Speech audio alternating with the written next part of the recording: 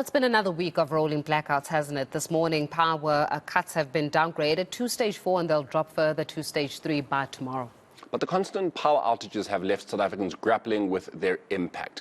For businesses, households and even hospitals, it's becoming unbearable. For more on this, energy expert Ted Blom joins us, of course, to just tell us what exactly South Africans can do to be dealing with this particular situation. Ted, a very good morning to you, and thank you so much for your time. I mean, there's a lot of complaints and even, calls to government to not put outages where hospitals are. But is that actually even realistic? Because if you don't do it then you're essentially not, there's no outage for a number of people in that particular area. And Eskom saying that we need to put out blackouts for everybody. Yes, good morning to you and your listeners and your viewers. Unfortunately, the South African grid, despite Eskom having more than 14 years to reconfigure the grid, is not configured in such a way as to differentiate between suburbs where there are essential services like hospitals, police stations, etc., and the normal residential areas. In fact, in Mozambique, many years ago, about 30 years ago, they anticipated their blackouts and they differentiated between the CBD and residential areas. So they gave the CBD power during the day so that people could work, and then in the evening they gave people power in the household so they could cook and convene their normal business or home activities. The South African grid is totally intermingled, more so with the migration of CBDs, like for instance Johannesburg and Tshwane or Pretoria, where the CBD, the old CBD, has virtually become defunct and has moved to newer suburbs like Sandton and so on. Unfortunately, that differentiation is not possible, and it's actually a critical shame because I'm sure that people are dying because of this mess. Yeah, as you're speaking about energy or the lack thereof, Ted, I want us to refer back to this signing ceremony of the preferred bidders of the independent power producers. I mean, at this stage, and I mean, it was very interesting to also note what the Minerals and Energy Minister, Gwede Mantashe, was actually saying during that signing process, saying that, look, when it comes to Eskom, we've got about, 20,000 or so megawatts that are not being used, where if we could capacitate the usage of that, we could potentially solve the energy crisis. But is it too late for that? And may I just ask, what is stopping Eskom from actually maximizing on its potential to generate electricity? Is the rot really that deep that they cannot get it together and utilize what we're not using currently? Yes, and I can sense the anger and frustration in your voice, like every other South African. Unfortunately, I can't share good news with you. Mr. Mantashe is on the money. Eskom's got an installed capacity, or had an installed capacity on paper of about 52 gigawatts. Some of that has been abandoned and closed down. However, the problem lies in the way that the money is being allocated by Eskom. The CEO has thought it fit to defund, and I repeat that, defund the coal power stations. And that seems to be directly in response to the interview that President Biden held in America after his visit by Mr. Ramaphosa to him, where he said, and he boasted about it, said that they're now going to make alternative funding available to enable Eskom to expedite the early closure of coal power stations. And you and I know that the base load in this country comes from our coal power stations.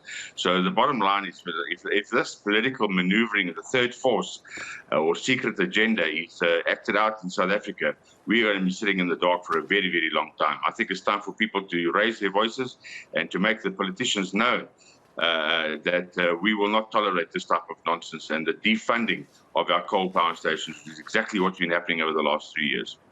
Willingness, though, Ted, I think that's probably the issue with government, is that they are not willing to hear the cries of South Africans. So when you say that if really we see through this defunding of the coal-powered stations, we're going to be sitting in the dark for a very long time, if you were to gauge it, how long is a very long time? Well, if we only get it around renewables, which only available for 20% of the time at max on a good day, 20% of 24 hours is 4 hours.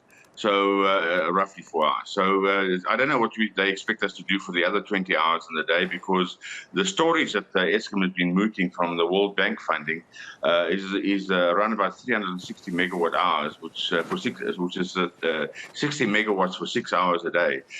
60 megawatts, I think, could hardly power up a town like East London or Port Elizabeth, maybe, if you're lucky.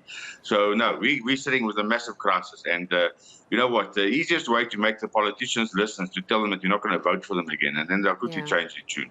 Yeah. You know, as you're speaking about kind of how there's been a deliberate attempt to defund these coal power stations so that they can make way for renewable energy, which is then, of course, you have to look at the support from, you know, the West and the like. And by the way, when it comes to the West, I mean, they're moving towards hydrogen gas. So it speaks to a whole nother sort of sector of industry that they're looking at Africa basically to provide some kind of alleviation in that matter. But then that would mean that we can trace back the political interference in Eskom's woes right up until, you know, for example, with the De Villiers Commission of 1983. So the De Villiers Commission actually did an entire study on Eskom, what it needs to actually supply power, and how is it that we're going to see power capacity being exacerbated over the few years. It was ignored by the Nelson Mandela government. It was ignored by the Thabo Mbeki government. The Jacob Zuma government tried to institute some kind of, you know, funding of some of these power stations, but it looks as though it's falling on deaf ears once again. So it looks as though there's never been really a consensus in making sure that Eskom works, even from the time of the De Villiers Commission. No, absolutely. I think this legacy comes from a long time ago, and it was exacerbated. I mean, I was on Gareth Cliff's radio show about three and a half years ago, and I highlighted the fact that I'd come across the so-called secret agenda. I didn't realize at the time when I made that statement on the show that it actually involved intimately the American president and, in fact, the New World Order. And we've seen what's happened in Europe. We've seen what's happened in North America. They over-hastily converted to renewables, and now their economies are in tatters. And in fact, Europe is importing 60% more coal than they have in the last past years, to reopen their coal power stations. And just for the record, their coal power stations are older, on average, older than any of Eskom's power stations. But they're still in very good nick because they haven't defunded them. They've kept them in a decent condition, and that's why they're able to just roll them out and restart them in a very short time frame. And that's why they're now hastily trying to procure the coal from South Africa and other countries. And that's why the coal price has gone from $60 a ton to $340 a ton last week. The fact that we have been misled by our government, and we are being led by the nose by our external forces, or the third forces I call them, is a crying shame to the sovereignty of South Africa and South Africans. Really, it's time to speak up. If you don't speak up now, it will be overs.